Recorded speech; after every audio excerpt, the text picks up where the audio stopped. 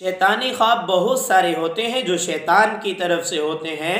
उसमें से हम 3 शैतानी ख्वाब बयान करेंगे जो अल्लामा इब्न सैनी रहमतुल्लाह अलैह ने ताबीरुर रोया के अंदर नकल किए हैं। उनमें से पहला शैतानी ख्वाब, अल्लामा इब्न सैनी फरमाते हैं, ख्वाब के अंदर अगर कोई शख्स ये देखे कि उसका सर कट गया है तो परेशान होने की ज़रूरत नहीं है, ये शैतानी ख्वाब है। दूसरा शैतानी ख्वाब, अगर ख्वाब के अंदर कोई शख्स देखे कि उसको कत्ल कर दिया गया है, ये भी शैतानी ख्वाब है, इसकी तरफ भी तवज्जो ना दे। ख्वाब के अंदर तीसरा शैतानी ख्वाब, ख्वाब के अंदर ये देखना, कोई मर्द देखे कि उसने किसी औरत से हमबिस्तरी की है और सुबह जब उठा है तो उसको एहतलाम हुआ पड़ा था, उसकी शलवार के अंदर मनी लगी हुई थी, या औरत देखे कि उसने ख्वाब में किसी मर्द से जिमा किया है और सुबह उसको भी एहतलाम हुआ पड़ा था, तो ये भी शैतानी ख्वाब है, इसकी तरफ भी तवज्जो ना दे, क्योंकि एहतलाम का होना भी शैतानी ख्वाब होता है। ख्वाब इस तरह का जो देखा जाए,